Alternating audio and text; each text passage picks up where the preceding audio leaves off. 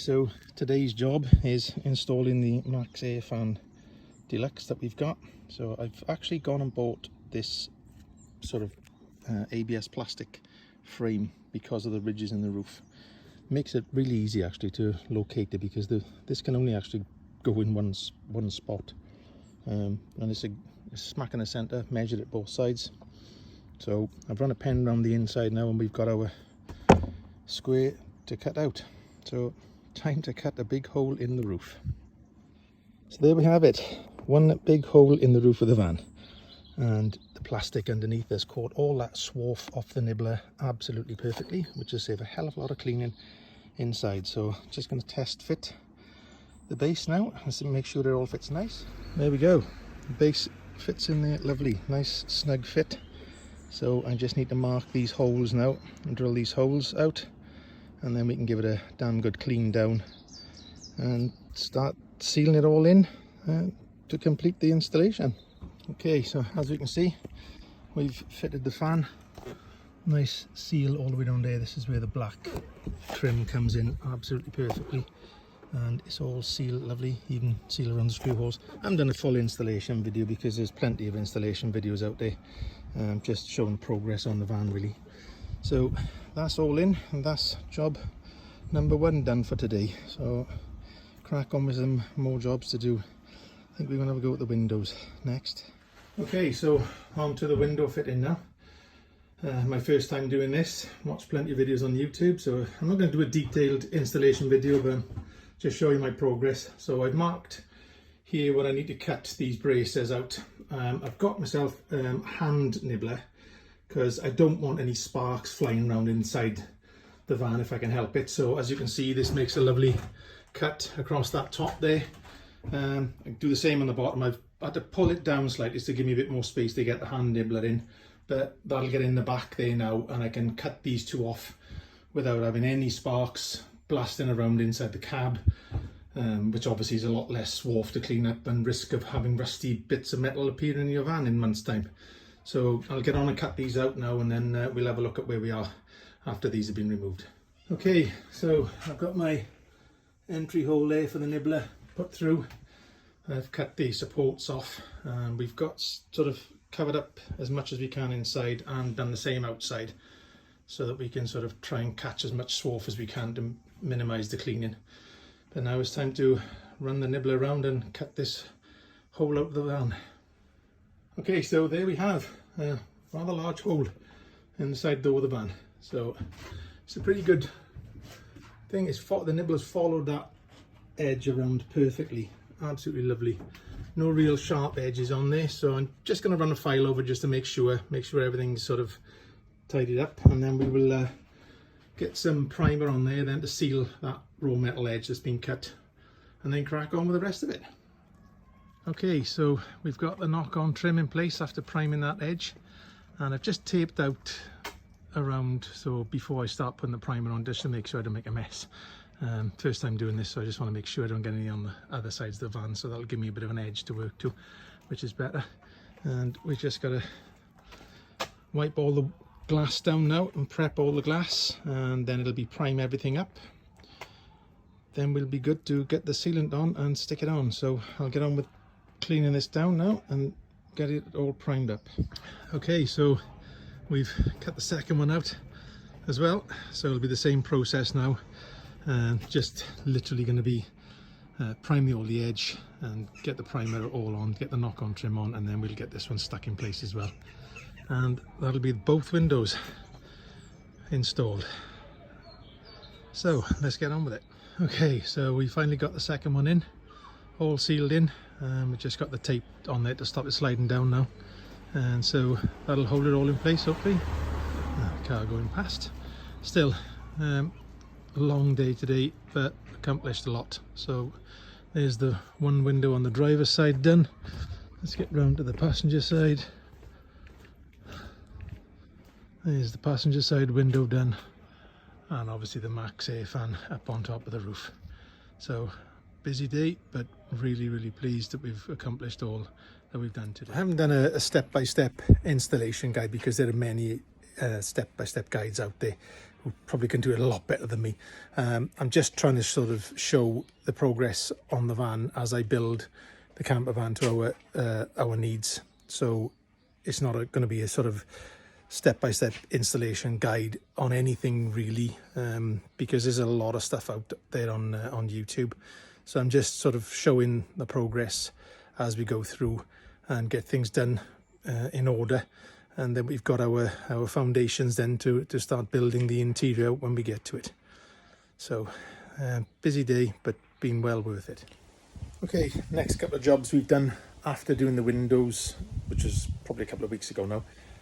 We've got a reversing camera kit, which going to improve the visibility of the back when you're reversing. Obviously, there isn't one on the van. On this particular model. There are, I think, on the higher spec models. So I've installed that. I'll just show you briefly that in a minute. And we finished up the sound deadening now everywhere. All the doors are done. I've taken the door cards off in the front, done both driver and passenger doors, side doors done, rear doors done. I've even actually done some on the floor because we had some sound deadening left over. I know a lot of people don't do that, but I had it left over, so I thought may as well use it up. And it actually has made a bit of a difference when you actually sort of, tap the paneling on the floor. It certainly has deadened it down, so it's going to be beneficial, I think, in the long term. I know not everybody does it, but we had it left, so I may as well use it. So I'll just flip the camera around now and show you the rear view camera, etc. Okay, so there's the rear camera mounted on the back. It actually mounts onto the high level brake light. It comes as a kit, vehicle specific kit, and it's designed exactly to look pretty much like a factory unit, to be honest. And obviously that feeds down then to the front. Let's get in the van. We have a 7-inch LCD monitor there, which is mounted there, pretty much like a rear view mirror would be really. And it gives you that option, obviously, to be able to see exactly what's going on behind, because I mean, I know the mirrors are there, but having that view behind was way beneficial. I find it really good on the Hilux pickup truck that I've got, so decided we'd go with this sort of aftermarket kit for this vehicle. And I've obviously mounted that there where it actually fits into the rear view mount as well. It's a bit fiddly really. I had to use my own M6 stainless steel bolt for that, because the one that came with the kit wasn't really doing what I needed to do, so I've had to use my own bolt. But other than that, it's gone in lovely, neatly pop the wiring up into the headliner. It's only for now, because this headliner is going to come out in the future for probably re-carpeting or relining of some sort, so it's just a temporary basis for the time being, so we can use it as we go. So cabling comes up here from down in the corner there, follows the existing cabling to the back, right the way up the back here. Now I've mounted this with using a relay to power the monitor and the camera, because what I was finding, because the camber system on the Crafter, I tapped into the reversing lights, but what I was actually finding, when the ignition was off, it was all fine. As soon as you started the van up, you were getting a lot of interference on the screen, and then after about 5-6 seconds, the screen would just go white, and the camera wouldn't operate. From what I've read, I think it's down to something to do with the pulse, the electrics being sent in pulses rather than a constant 12 volt. So I've got a constant 12 volt in there. Obviously your earth, we've got the trigger wire coming in then, which comes in from down here behind the rear light. On this vehicle, it was the white and blue cable in the near side or passenger side rear light that was the power feed for the reversing light bulb. So I've tapped into that and given us the trigger wire there, and obviously the power then goes out to there and supplies the camera on the back there and the LCD monitor down there. So I'll just put the ignition on now so you can actually see the screen working. Okay, so the ignition's on and the van's in reverse, and as you can see, there's the rear view camera functioning lovely. it's pretty good because you can see this bottom edge here, that's the back bumper, so you can see right down to the edge. You can actually adjust the position of the camera to have it kicking out further if you wish, but obviously I've not done that. I'd like to see right down the doors. You can literally see down the plane of the door really, which is great. And then when she comes out of reverse, off it goes, back into reverse and back on. So there we are. That's that reversing camera kit, which I think is going to be a real good addition to the van. As you can see then, we've also sound deadened everywhere. I mean, there's the side door there, fully sound deadened. This is what I've done on the floor to use up what we had. We've done the rear doors here, both rear doors there are done, and pretty much everywhere now. We've left that little section there because we're trying to decide whether we're going to put a second fan in or not at the moment. So I've got the pieces ready to do it, but we've covered everywhere, and like I said, we've taken out the door cards off both driver and passenger door and deadened all behind there as well. A few extra bits up above the cab there.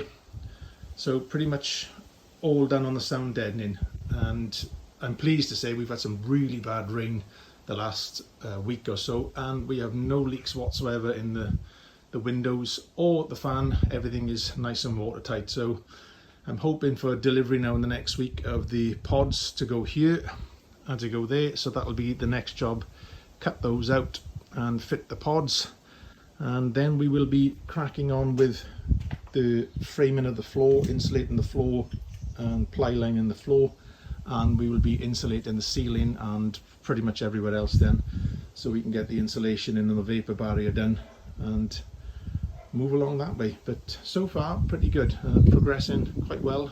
We've had the van 4.5 weeks now, so between working and everything, it's, I mean, this isn't a sort of time sensitive project anyway, so we'll just get on with it and sort of see how it progresses over the winter.